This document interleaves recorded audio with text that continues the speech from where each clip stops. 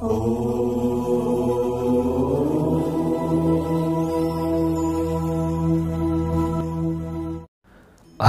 ओम स्वस्ति श्री गणेशाय नमः।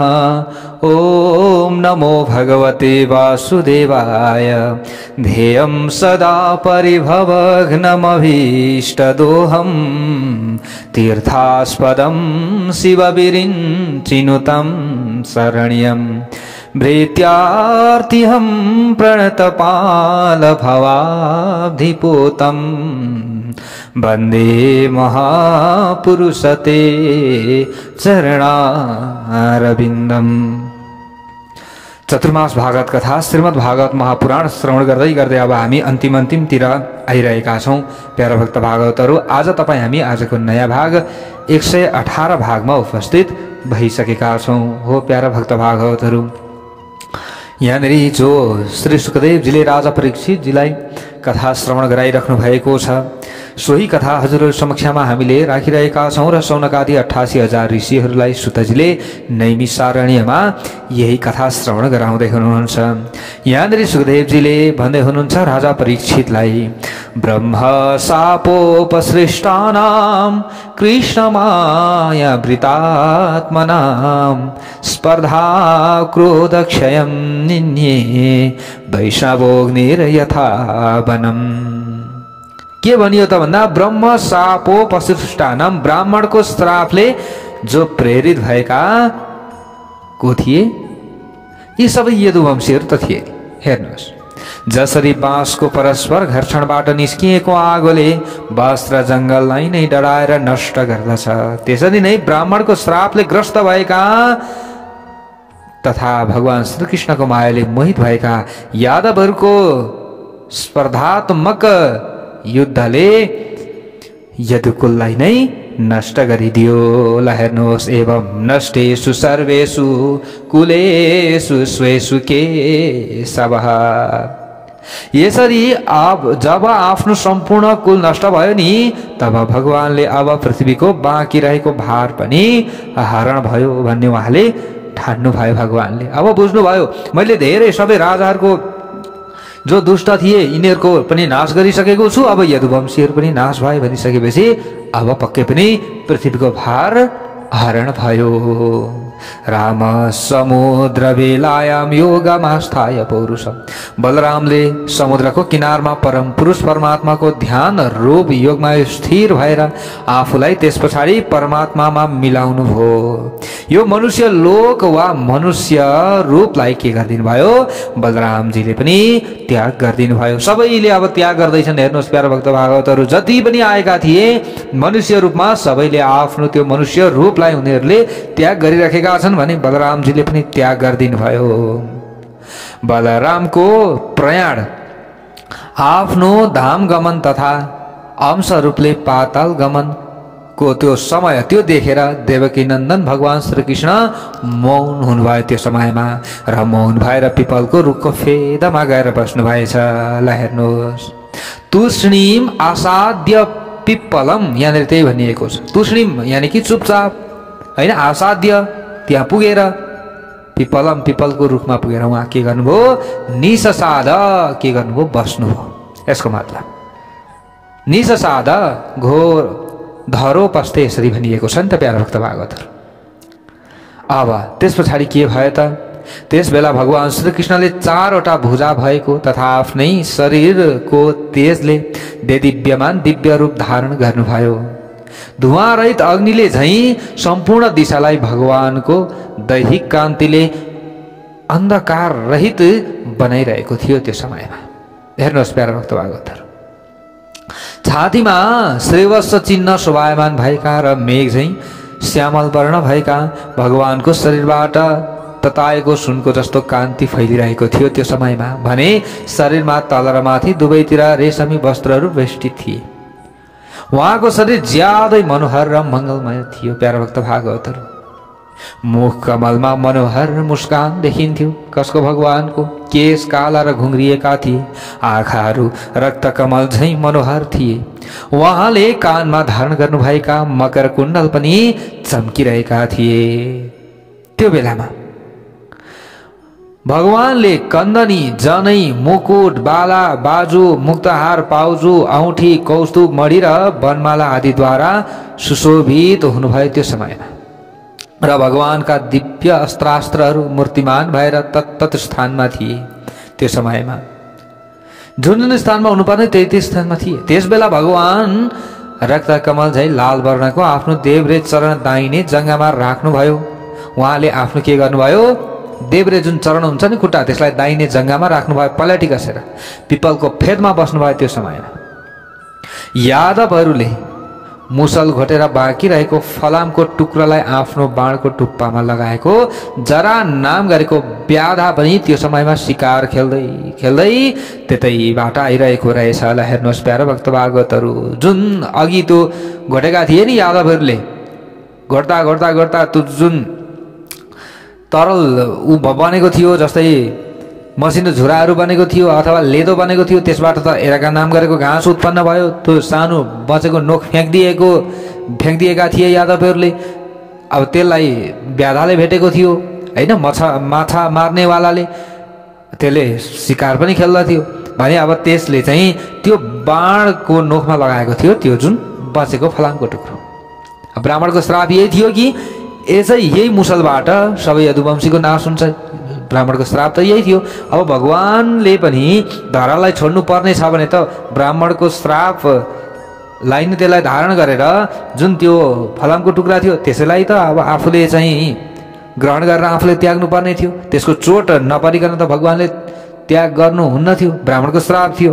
हो त्यही कारणले गर्दा अब यो ठ्याक्कै सबै भगवानको लीला रहेको छ, उहाँले नै मिलाउनु भएको यो माया रहेको छ। ल हेर्नुहोस्, अब व्याधा आयो, शिकार हेर्दै हेर्दै हेर्दै आयो, टाढाबाट भगवानको लाल लाल रङको चरणलाई नि उसले के सम्झेछ भने मृगको मुख जस्तो सम्झिएछ। यसरी भगवान त अब एउटा चरण माथि बनाएर राखिराख्नु भएको थियो, यसो हल्लाउँदै हुनुहुन्थ्यो, मृगको मुख उसले चाहिँ रातो हुन्छ नि, हो त्यस्तै चाहिँ हल्लेको जस्तो उसले देख्यो। त्यो ठान्यो क्या उसले, भगवानको चरण कमल पनि एकदम रातो रातो खालको थियो, मृग नै हो भन्ने ठान्यो क्या उसले। हेर्नुहोस् है प्यारो भक्त भागवतहरू, यो मुख हो अथवा यो चाहिँ मृग नै हो, पक्कै यो हलिने। त्यो जरालाई त्यस्तो लाग्यो, त्यो आशंका गर्यो र उसले त्यही बाण प्रहार गरिदियो। ल हेर्नुहोस्, भगवानको चरणमा वेदन गर्यो त्यो बाणले। चतुर्भुजं तं पुरुषं दृष्ट्वा सकृतकिल्बिषः। व्याधाले आफ्नो बाणद्वारा विद्ध भएको व्यक्ति चतुर्भुज पुरुष भएको देख्यो। तुरुन्त हतार हतार आयो, लु मृग मर्यो होला भनेर हतार हतार आएको, तर भगवानले त्यो बाण लाग्ने बित्तिकै आफ्नो त्यो मनुष्य देहलाई छोडिदिनु भयो। त्यस पछाडि दिव्य चतुर्भुज रूपमा उहाँ प्रकट हुनुभयो। त्यस पछाडि आफूबाट अपराध भएको बुझ्यो। त्यो व्याधाले हतार हतार आयो र चरणमा पर्यो, हे प्रभु मैले यो के गरेँ नि, मैले त ठ्याक्कै मृग देखेको थिएँ, मृग सम्झेर मैले त बाण प्रहार गरेको थिएँ, तर हजुरको त खुट्टामा लागेछ। हतार हतार आयो, टाउको झुकाउँदै दैत्यनाशक भगवान श्रीकृष्णको चरणमा पर्यो। हे मधुसूदन, हजुर परम पवित्र कीर्तिले सम्पन्न हुनुहुन्छ, हजुरमा पापको स्पर्श छैन। हे श्रीकृष्ण, म अत्यन्त पापी हुँ, मैले अनजानमा यो अपराध गरेँ, त्यसैले म पापीलाई हजुरले क्षमा गरिदिनुहोस्। सर्वव्यापक हे प्रभु, सबैले हजुरको स्मरण मात्रले पनि, जो जति जनहरू रहेका छन् उनीहरूले हजुरको स्मरण मात्रले मनुष्यको अज्ञान रूपी अन्धकारलाई नष्ट गरे भनेर उनीहरूले ठान्दछन्, अथवा अज्ञान रूपी अन्धकार नष्ट पनि हुन्छ। मैले त्यस्ता हजुरमा अनुचित आचरण गरेँ, उचित गरिनँ मैले, अनुचित गरेँ। त्यसैले वैकुण्ठ अधिपति, मृगको लोभ भएर मैले पाप गरेँ, मलाई तुरुन्त मारिदिनुहोस्, बरु मारिदिनुहोस् प्रभु मलाई, मैले जानिनँ तपाईँलाई मैले बाण प्रहार गरेँ, मलाई मारिदिनुहोस्। फेरि पनि मैले यसै गरी कहिल्यै पनि सज्जन महापुरुषहरू माथि अपराध गरेँ भने त यो ठुलो भुल हुनेछ, भोलि फेरि मैले यो अपराध गरौँला, त्यसैले बरु अहिले मलाई सिद्ध्याइदिनुहोस्, मारिदिनुहोस् प्रभु। यति गर्नुभयो भने मैले फेरि फेरि यस्तो अपराध गर्नु पर्दैन। त्यो व्याधाले छेउमा आएर त्यसरी भन्न लाग्यो, हेर्नुहोस् हजुरको मायाद्वारा मोहित विवेक दृष्टि भएका ब्रह्मा, उनका रुद्र आदि पुत्र एवं वेदरूप वाणीका अधिपति वेदद्रष्टा ज्ञानीहरूले पनि हजुरको योग मायाद्वारा रचित विषयहरूको रहस्यलाई राम्ररी बुझ्न सक्दैन। यस्ता हजुरको यो ब्राह्मण श्राप आदिको रहस्यलाई पाप योनि भएका हामीहरूले कसरी बुझ्न सक्दछौँ? हे प्रभु, कसरी बुझ्ने? भगवानले भन्नुभयो अगाडि गएर, मा भैर जरे त्वमुत्तिष्ठ काम। ल हे जरा व्याधा, तिमी नडरा, उठ बाबु, उठ। हेर्नुहोस् है, भगवानले के भन्दै हुनुहुन्छ? उठ बाबु, तिमीले जुन काम मेरो गोडामा बाण हान्ने गर्यौ नि, प्रहार गर्यौ नि, जुन काम गर्यौ त्यो मेरो इच्छाले प्रेरित भएर गरेका हो। त्यतिकै कहाँ हुन्छ? मेरो इच्छा थियो र त तिमीले गर्यौ। तिमीलाई मेरो आज्ञा छ, तिमी पुण्यात्माहरूद्वारा पाइने स्वर्गमा जाऊ। बरु जाऊ, तिमी स्वर्गमा जाऊ, तिमी टेन्सन नगर। जे हुनु थियो मेरो इच्छाले भएको हो। यसरी स्वेच्छाले शरीर धारण गर्नुहुने भगवान श्रीकृष्णले आज्ञा दिनुभयो। त्यस पछाडि जरा व्याधाले भगवानको 3 पटक परिक्रमा गर्यो, वरिपरि परिक्रमा गर्यो र उहाँलाई नमस्कार पनि गर्यो। र त्यस पछाडि भगवानको इच्छाले नै फेरि ऊ आफू विमानमा चढेर स्वर्ग लोकतिर जाँदो भयो। भक्तवत्सल भगवानको जय होस्। दारुकः कृष्ण पदवी मन्वेच्छन् नधिगम्यताम्। भगवान श्री कृष्णका सारथी दारुक भगवान श्री कृष्णको पदचिन्ह पछ्याउँदै त्यो समयमा भगवानले धारण गर्नुभएको तुलसीको सुगन्धले युक्त वायुलाई सुँग्दै उहाँ जहाँ भगवान बस्नु भएको थियो त्यही ठाउँमा पत्ता लगाएर त्यहीँनेरि आइपुगेछन्। ल हेर्नुहोस् है प्यारा भक्त भागवतहरु, आइपुगे तम तत्र। अब त्यहाँ पुगेपछि दारुकले अत्यन्त प्रकाशमान शस्त्रास्त्रले युक्त भएका भगवानलाई पिपलको फेदमा बस्नु भएका देखे। हेर्नुहोस्, आफ्ना पति भगवान श्रीकृष्णलाई देखेपछि उनको चित्त भगवान प्रतिको प्रेमले भरिएर आयो। ल हेर्नुहोस्, अनि आँखाबाट आँसुका बलिन्द्र आँसु बगाउँदै भकानिएर रोए। त्यो समयमा रथबाट हत्तपत्त ओर्लिएर भगवानको चरणमा उनी झुकिहाले। हेर्नुहोस्, त्यस पछाडि दारुकले भगवानलाई प्रार्थना गर्दै भने, हे प्रभु, हजुरको चरण कमलको दर्शन गर्न नपाएकोले मेरो दृष्टि मोहमय अन्धकारमा प्रविष्ट भएर नष्ट भएको छ। प्रभु, चन्द्रमा अस्ताएपछि रातमा जसरी दिशा थाहा पाउन सकिँदैन नि, त्यसरी नै मैले अहिले कुनै पनि दिशा थाहा पाउन सकेको छैन र शान्ति प्राप्त गर्न सकेको पनि छैन। प्रभु, मैले इति ब्रुवति सुते वै रथो गरुण लान्छन। हे महाराज परीक्षित, यहाँनिर सुखदेवजीले भन्दै हुनुहुन्छ, हे परीक्षित, सारथी दारुकले यसरी प्रार्थना गर्दा गर्दै के भयो त त्यहाँ भन्दा गरुडको चिन्हले युक्त ध्वजा भएको भगवानको रथ घोडा सहित आकाशतिर उड्न लाग्यो। भक्तवत्सल भगवानको जय होस्। भगवानका दिव्य शस्त्रास्त्रहरू पनि त्यही रथको पछि पछि आकाशतिरै अब उड्न लागे। यता दारुकले प्रार्थना गरे भए। त्यस्तो अद्भुत दृश्य देखेर आश्चर्यचकित भएका सारथी दारुकलाई भगवान श्रीकृष्णले भन्नुभयो जाँदै गर्दा, हे दारुक, तिमी अब द्वारका जाऊ, गइहाल। त्यहाँ गएर यदुवंशी बान्धवहरूको परस्परमा युद्धद्वारा मृत्यु भएको दाजु बलरामको चाहिँ स्वधाम गमन भएको र मेरो पनि यो अवस्था यानी कि स्वधाम गमनको तयारीको बारेमा त्यहाँ रहेका बन्धु बान्धवहरू सबैलाई सुनाऊ। जाऊ जाऊ जाऊ, यसरी भगवानले भन्नुभयो। यो पनि सुनाऊ कि आफ्ना कुल कुटुम्ब र बन्धु बान्धव सहित तपाईहरू पनि यदु नगरी द्वारकामा नबस्नुहोस्, किनभने मैले त्याग गरेको द्वारकालाई समुद्रले अब डुबाउनेछन्। तपाईहरू पनि द्वारका छोडेर निक्लिहाल्नुहोस्, यो सन्देश तपाईले दिनुपर्दछ। तपाईहरू आफ्ना परिवार, धन सम्पत्ति तथा मेरा मातापितालाई पनि लिएर अर्जुनको अर्जुन संरक्षक बन्नेछन्। अर्जुनको संरक्षकत्वमा इन्द्रप्रस्थ जानुहोस्, सबैजना जानुहोस्। यो मेरो सन्देश रहेको छ। हे दारुक, तिमी चाहिँ मैले उपदेश गरेको भागवत धर्मको आश्रय लिएर ज्ञाननिष्ठ बनाव। केही वस्तुको पनि इच्छा नगर्ने हौ। सम्पूर्ण प्रपञ्चलाई मेरो मायाको सृष्टि ठानेर एकदम शान्त हौ। तिमीले अब चिन्ता नगर, तिमीले पनि ज्ञान प्राप्त गरेका छौ नि। हे दारुक, किन चिन्ता गर्छौ? मैले जुन यो सन्देश दिएको छु नि, अब त द्वारिका डुब्नेवाला छ, समुद्रले डुबाउँछन् छिटै। त्यसैले छिटो गइहाल। मा भैर जरे तमुतिष्ठ। यहाँनिर अगाडि जरा नाम गरेको ब्याडालाई पनि भगवानले भन्नुभएको थियो तिमी नडराऊ, तिमी उठ, मेरो इच्छाले भएको यो। यहाँ दारुकालाई पनि त्यही भन्नुभयो, सबै के भएको छ, मेरो इच्छाले भएको छ, अरू केही पनि छैन, यहाँ केही पनि भएको छैन, अरू यो सबै के हो, मेरै इच्छाले हो।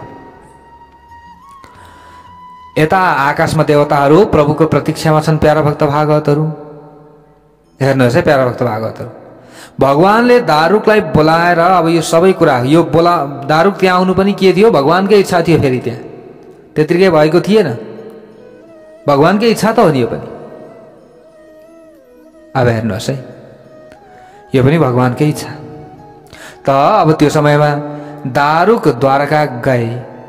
भगवानको अब जुन यो बाणी छ, यो बाणी त उहाँ पुर्याउनु पर्यो।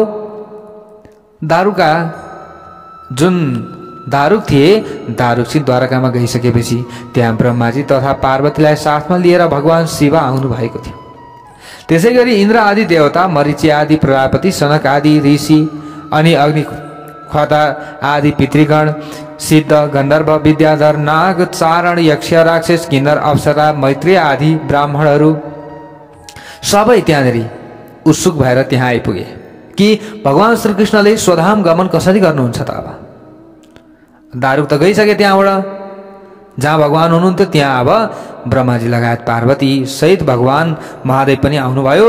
अब भगवान श्रीकृष्णले आफ्नो देहलाई छोडिसक्नु भएको छ, जुन मनुष्य देह थियो।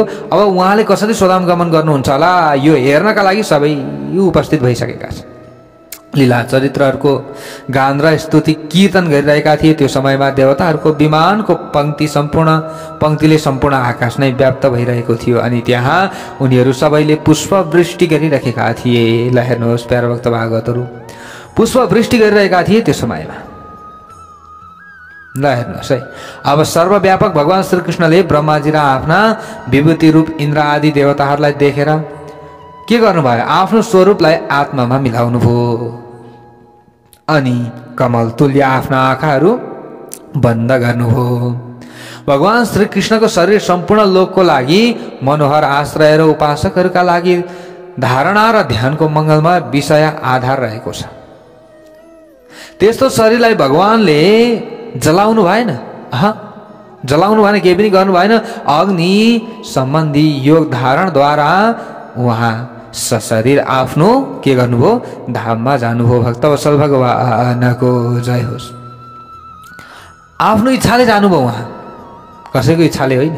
भगवान धाम गएपछि स्वर्गमा दुन्दुभीहरू बज्न थाले। त्यो समयमा हेर्नुहोस् प्यारो भक्त भागवतहरू, आकाशबाट फूलको वृष्टि भयो अनि पृथ्वीबाट भगवानकै पछि पछि सत्य, धर्म, धैर्य, कीर्ति र लक्ष्मी शोभा पनि सँगसँगै गइरहेका थिए। त्यो समयमा ब्रह्मा आदि देवताहरूले पनि अगम्य अबुद्ध गति भएका भगवान श्रीकृष्ण आफ्नो धाममा प्रवेश गर्न लाग्नु भएको अवस्थामा त्यो समयमा देखे सबै देवताहरूले। उहाँलाई अब देखिरहेका थिए अगाडि अगाडि त कि भगवानले कसरी चाहिँ उहाँले स्वधाम गमन गर्नुहुन्छ होला भनेर हेरिरहेका थिए। तर के भयो त भन्दा ब्रह्मादि देवताहरूले पनि अगम्य गति भएका भगवान श्रीकृष्ण आफ्नो धाममा प्रवेश गर्न लाग्न चाहिँ यस्तो अवस्थामा उहाँलाई देख्न सक्नु भएन। त्यसैले उहाँहरू आश्चर्यचकित हुनुभयो। कसरी जानुभयो उहाँ, हेर्नुहोस्, हेर्दा हेर्दै कसरी, सौदामिन्य यथा काशे यन्त्याहित्वा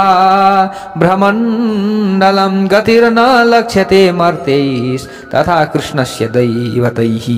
हेर्नुहोस् परीक्षित, जसरी आकाशमा बिजुली चम्केर गायब हुन्छ नि, त्यसै गरी प्रभुको विग्रह एक दिव्य प्रकाशमा परिणत भयो। त्यो प्रकाश कहाँ गायब भयो कसैले जानेन त्यो समयमा। तर त्यही तेज स्वकीयम यद भवेत् तेज तच्च भागवतो दधात्। भगवानको तेज कहाँ गायब भयो त कसैले थाहा पाएनन् त्यो समयमा। भगवानले त अगाडि नै भन्नुभएको थियो उद्धवलाई, हेर्नुहोस् अगाडि नै भनिसक्नु भएको छ कि मेरो जुन यो तेज रहेको छ नि, यो तेज त श्रीमद् भागवत महापुराणमा पनि हुनेछ। श्रीमद् भागवत महापुराणमा मेरो तेज रहन्छ। हेर्नुहोस्, ल हेर्नुहोस् है प्यारा भक्त भागवत, त्यहाँ उपस्थित कसैले पनि जानेन। ब्रह्मा रुद्र आदि पार्षदहरू भगवान श्रीकृष्णको परम योग गति देखेर आश्चर्यचकित भए। त्यो समयमा सबैले योगमय गतिको प्रशंसा गरे त्यो समयमा र आफ्नो लोकतिर सबै गए। हे राजा परीक्षित, जसरी रङ्गमञ्चमा नटले अनेक प्रकारको लीला चेष्टा आदि गर्दछ, त्यसै गरी सर्वकारण परमात्माको पनि मनुष्य आदिको रूपमा यादव आदि कुलमा भएको जन्म र तिरोधानका सम्पूर्ण चेष्टाहरू उहाँकै मायामय विलास अनुकरण मात्र हो। उहाँ स्वयंले यो चराचर जगतको सृष्टि गर्नुहुन्छ र अन्तर्यामी रूपमा जगतमा प्रवेश गरेर आफै अनेक रूपमा विहार गर्नुहुन्छ अनि अन्तमा यसको संहार गरेर निवृत्त बन्नुहुन्छ। यसपछि उहाँ आफ्नै परमानन्दमा स्वरूपमा अवस्थित रहनुहुन्छ। निर्विकार भगवानको यो लीला चरित्र र महिमालाई तपाईँ राम्ररी बुझ्नुहोस् त। हे परीक्षित, सुखदेवजीले यसरी भन्नुभएको छ, जसले गुरु सान्दीपनीका यमलोकमा पुर्याएका छोरालाई यमलोकबाट सशरीर फर्काएर ल्याउनु भएको थियो। ब्रह्मास्त्रको तेजले डर्नु भएको तपाईलाई जसले बचाउनु भएको थियो, जसले संसारका पनि संहारक भगवान रुद्रलाई युद्धमा परास्त गर्नुभएको थियो, जसले आफैलाई बाण प्रहार गर्ने जो जरा नाम गरेको व्याधा थियो, व्याधालाई कृपापूर्वक सशरीर स्वर्ग पठाउनु भयो, त्यस्ता सर्व समर्थ भगवान श्री कृष्णले चाहनु भएको भए आफ्नो र आफ्नो कुलको रक्षा गर्न सक्नुहुन्न थियो र सक्नुहुन्थ्यो नि। उहाँले हेर्नुहोस्, सक्नुहुन्थ्यो। यद्यपि भगवान श्री कृष्ण सम्पूर्ण जगतको उत्पत्ति स्थिति र संहारको निरपेक्ष कारण हुनुहुन्छ, किनभने उहाँले नै सम्पूर्ण शक्तिहरू धारण गर्नुभएको छ र इच्छा अनुसारको काम गर्न सर्वदा समर्थ पनि हुनुहुन्छ। तापनि मनुष्य शरीरलाई शेष राखेर केही फल छैन र आत्मनिष्ठ पुरुषहरूको दिव्य गति नै सर्वोत्तम छ भन्ने देखाउनका लागि उहाँले यो संसारमा आफ्नो शरीरलाई बाँकी राख्ने इच्छा गर्नु भएन। जसले प्रातःकालमा उठेर पवित्र भएर भगवान श्रीकृष्णको परम धाम गमनको यो लीला चरित्रलाई कीर्तन स्मरण गर्दछ भने त्यसले त्यही सर्वोत्तम गतिलाई प्राप्त गर्दछ। यहाँनिर यसरी बताइएको छ, यताम प्रातरुत्थाय कृष्णस्य पदमीं पराम प्रयतः कीर्तयेत् भक्त्या तामेवाप्नोत्यनुत्तमम्। हेर्नुहोस् त, स्वकीयम यद भवे तेज तच्च भागवतो ददात्। श्रीमद् भागवतमा आएर विराजमान हुनुभएको छ फेरि भगवान। हेर्नुहोस्, त्यसैले तेन वाङ्मयी मूर्ति प्रत्यक्षा वर्तते हरे। श्रीहरिको शब्द प्रतिमा नै श्रीमद् भागवत हो, यसरी शास्त्र आदिमा वर्णन गरिएको छ। प्यारा भक्त भागहरू, तेन अयम वाङ्मयी मूर्तिम, त्यसैले त श्रीमद् भागवतलाई भगवानको श्रीहरिको प्रत्यक्ष वाङ्मयी मूर्ति भनिएको त। ल हेर्नुहोस्, अरे हे यहाँनिर भनियो नि त। अब श्री भगवानको यो जो स्वधाम गमनको लीलालाई जसले श्रवण गर्दछ भने उनीहरू पनि पवित्र बन्दछन्। ल, भगवान श्रीकृष्णबाट वियोग भएर फर्किएका दारुकले अब द्वारकामा आए त्यो समयमा र वसुदेव र उग्रसेनको चरणमा परे। आफ्ना आँखाबाट झरेका आँसुले उहाँहरू दुवैको चरण भिजाइदिए। ल हेर्नुहोस् प्यारा भक्त भागवतहरू, हे राजा परीक्षित, दारुकले सम्पूर्ण यदुवंशीहरूको मृत्युको समाचार विस्तार पूर्वक सुनाए। त्यो समाचार सुनेर उनीहरू भयभीत भए भने भगवान श्रीकृष्णको विरह व्यथाले सबै द्वारकावासीहरूको हृदय एकदम विवल भयो। उनीहरू शोकले मूर्छित भयो। हो, श्रीकृष्णले हामीलाई छोडेर जानुभयो। त्यस पछाडि त उनीहरूको यो अवस्था के भयो। ल हेर्नुहोस्, त्यस पछाडि विरहको आवेगमा विवश भई आफ्नो मुखमा आफ्नै हातले हिर्काउन थाले सबैले। त्यसपछि त्यहाँ आफ्ना बन्धु बान्धवहरू निष्प्राण भई मरेर सुतेका थिए। ल हेर्नुहोस् प्यारा भक्त भागवतहरू, जहाँ आफ्ना बन्धु बान्धवहरू निष्प्राण भएर सुतेका थिए नि, त्यही सबैजना हतार हतार गर्दै आए कहाँ, प्रभास क्षेत्रमा। देवकी, रोहिणी, वसुदेव पनि आफ्ना प्रिय दुई छोरा श्रीकृष्ण र बलरामलाई नदेखेर शोकाकुल हुनुभयो र शोककै कारण उहाँहरू बेहोस पनि हुनुभएछ। ल हेर्नुहोस्, त्यहाँनिर भगवान श्रीकृष्णको विरहले व्याकुल भएर देवकी, रोहिणी र वसुदेवले त्यही नै प्राण त्यागिदिनु भयो। ल हेर्नुहोस् त, उपगुह्य पतिंस्तात चितामा रुरुः स्त्रियः प्राणं स बीजहुस्तत्र। ल हेर्नुहोस्, त्याग्दिनु भयो शरीर।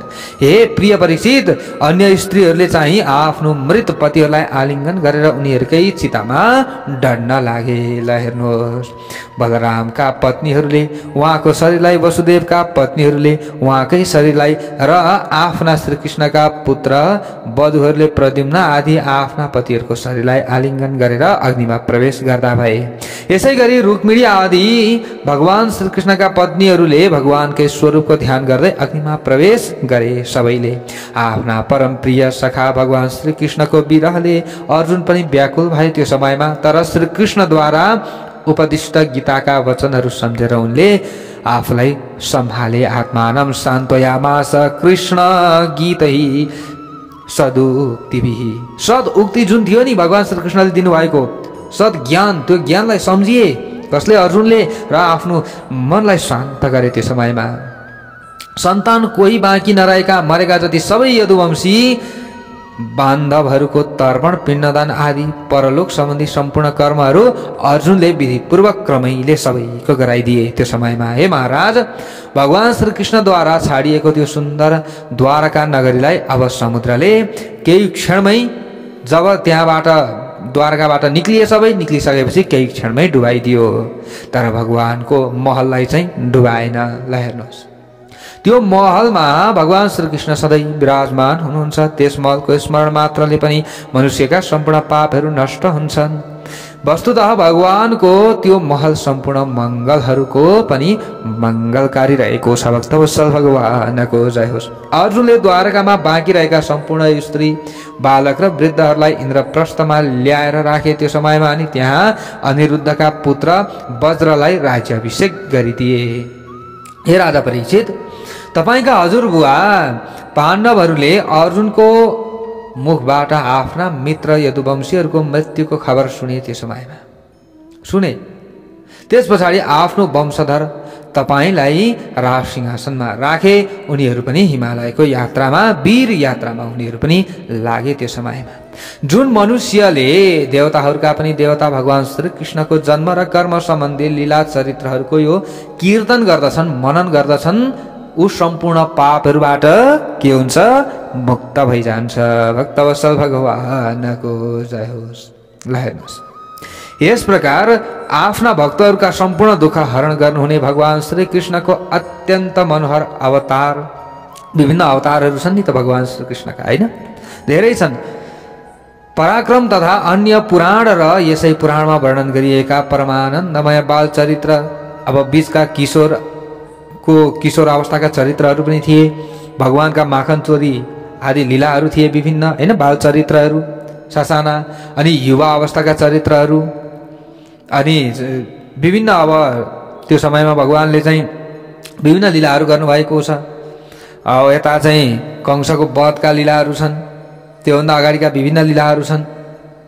हेर्नुहोस्, त्यो समयमा अगासुर, बकासुर, धेनुकासुर कादेखि उनीहरूको वधदेखि लिएर अब यता अगाडि, अझै अगाडि पुतनाको वध, अब यता फेरि के थियो गोवर्धन पर्वत धारण, होइन? इन्द्रको मानभङ्ग, यी सबै अनेक लीलाहरू छन् नि त। जसले यी लीलाहरूको चरित्रहरूको स्मरण गर्दछन्, कीर्तन गर्दछन्, जसले गर्दछ यो काम भने उसले परमहंस ब्रह्मज्ञानी ऋषिहरूद्वारा मात्र पाइने भगवान श्रीकृष्णमा परम भक्ति प्राप्त गर्दछ।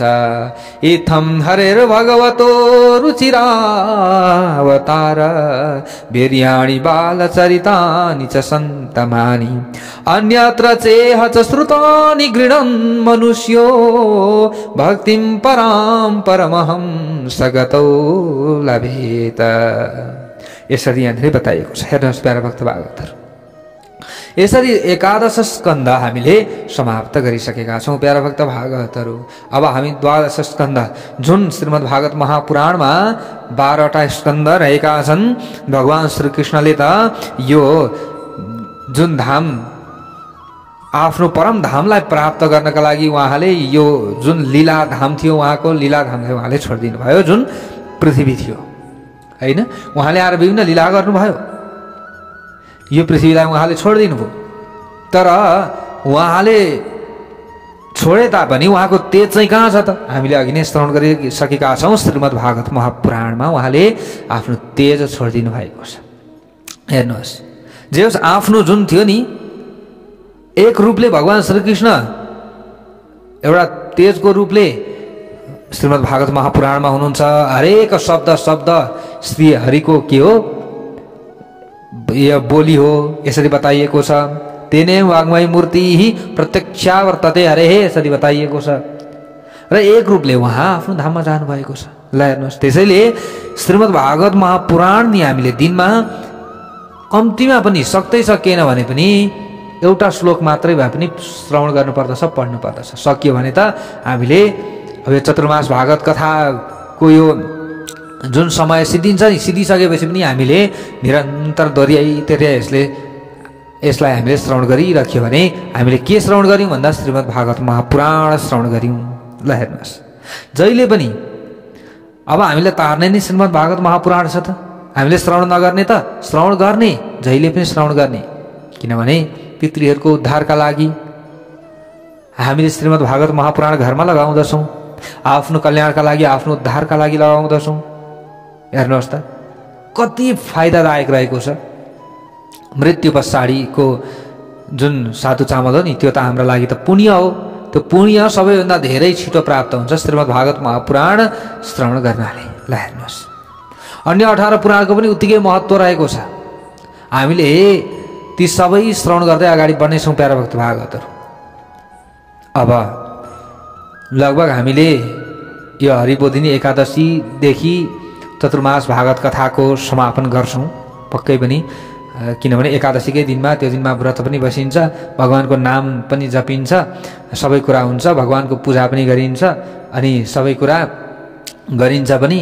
अनि त्यो समयमा हामीले थपक्क कथालाई पनि समाप्ति गर्छौँ। प्यारा भक्त भागवतहरू सबै कुरा त्यस दिनमा गरिन्छ।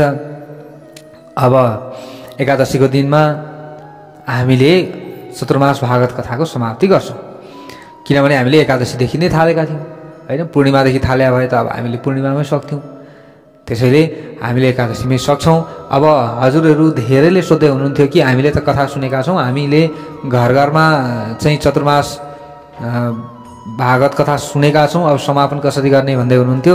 हजुरहरूले धेरै चिन्ता लिनु पर्दैन, सक्नुहुन्छ भने पूर्णपात्र गरिदिनुहोस् होइन, चतुर्मास व्रतको भनेर आफूले पूर्णपात्र गरिदिने। अब आफूले छेउमा कतै मन्दिर छ भने मन्दिरमा अब ब्राह्मण देवताहरू भइहाल्नुहुन्छ, त्यहाँ लगेर दिने। भएन भने पनि आफूले श्रीकृष्णार्पणमस्तु, आफूले श्रवण जुन दिन गरिसक्नुहुन्छ त्यही दिन चाहिँ मैले श्रवण गरिसकेँ हे प्रभु भन्ने, दुईवटा हात यसो माथि उठाउने, हे प्रभु मैले अरू केही पनि सकिनँ, हजुरको कथा श्रवण गरेँ, मलाई चाहिँ जे मिल्नुपर्ने फल हो त्यो दिनु होला होइन। हामीले अरू के गर्न सक्छौँ, केही पनि गर्न सक्दैनौँ। हे प्रभु, अब सक्नेले त होम हवन आदि सबै हामी गर्छौँ भनेर फोन गरिराख्नु भएको थियो, हजुरहरूले गर्न पनि सक्नुहुन्छ त्यो अनुसारले पनि होइन। अब तुलसीको आहुतिहरू पनि हजुरहरूले अब गर्न सक्नुहुनेछ। अब समय ठिक्क आएको पनि छ। त्यो समयमा चतुर्मास भागवत कथा मैले श्रवण गरेको थिएँ गुरुजी, त्यसको हवन हजुरले गरिदिनु होला भनेर हजुरहरूले भन्नुभयो भने यसो सङ्कल्प गरेर गुरुजीहरूले चतुर्मास भागवतको त्यो हवन पनि गरिदिइहाल्नुहुन्छ। हेर्नुहोस् प्यारा भक्त भागवतहरू, त्यसैले आत्तिनु पर्दैन, डराउनु पर्दैन, चिन्ता गर्नु पर्दैन, हाम्रो कल्याण हुन्छ, हाम्रो उद्धार हुन्छ। हेर्नुहोस्, हामीले यसो दान दक्षिणा केही गरेर पनि चतुर्मास भागवत कथाको समापन गर्न सक्दछौँ होइन। आफूले चाहिँ कुन गुरुलाई मनले खान्छ उहाँ नै गुरुलाई दान गर्न पनि सक्छौँ होइन। केही रुपियाँ पैसा केही दान दक्षिणा हामीले गर्न सक्छौँ, त्यो आफ्नो इच्छाको कुरा हुन्छ। चतुर्मास व्रतको समापनको बेलामा अब हामीले अर्को एउटा भाग श्रवण गर्नेछौँ चतुर्मास भागवत कथाको प्यारा भक्त भागवतहरू। अब 12 स्कन्द रहेको छ, 12 स्कन्द हामीले पुरा श्रवण गर्नेछौँ।